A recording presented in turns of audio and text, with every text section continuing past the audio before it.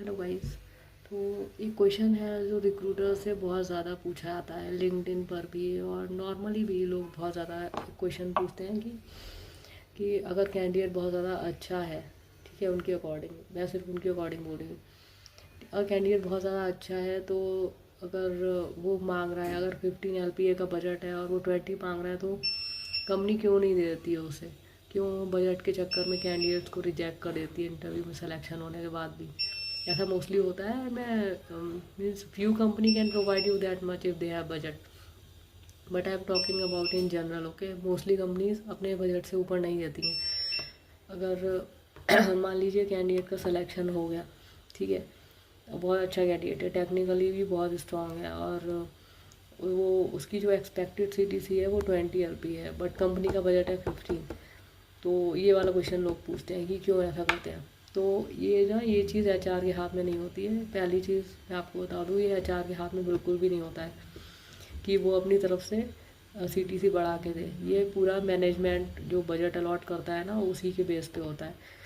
तो सपोज़ करिए अगर आपने अपने घर में कोई मेड रखना चाह रहे हैं, ठीक है, आपकी एक्सपेक्टेशन क्या है कि उसको झाड़ू पोछा करना आता हो, बर्तन धोने आते हो, प्लस आप पर मंथ उसको 5000 पे कर सकते हो। ये आपकी मैक्सिमम लिमिट है।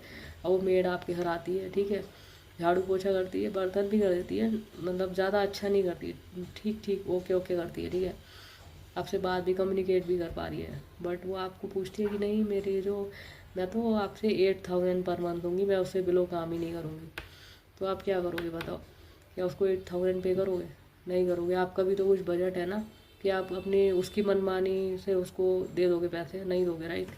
तो ऐसे ही कंपनीज़ के साथ होता है, उनका जो बजट है वो फिक्स रहता है, राइट। वो मतलब थोड़ा बहुत आगे पीछे हो जाएगा अगर कैंडिडेट बहुत ज़्यादा टेक्निकली स्ट्रांग है उनके अकॉर्डिंग, तो वो थोड़ा बहुत कर देंगे।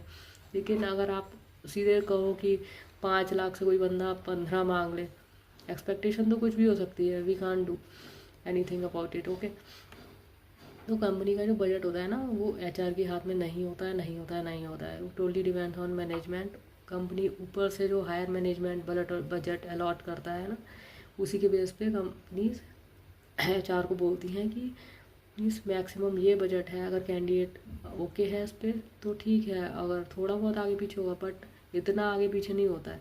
तो इसीलिए जो कैंडिडेट की हाई एक्सपेक्टेशन होती है, बहुत ज़्यादा हाई, तो वो उन कैंडिडेट को रिजेक्ट कर देते हैं और फिर दूसरे कैंडिडेट को देखते हैं। कि जैसे मैंने अभी आपको एग्जांपल दिया था, सेम वैसे ही रहता है। आप दूसरी मेड हायर कर लोगे, वो 8000 पे क्यों रखोगे, राइट। तो यही प्रोसेस होता है रिक्रूटमेंट में भी। बाय।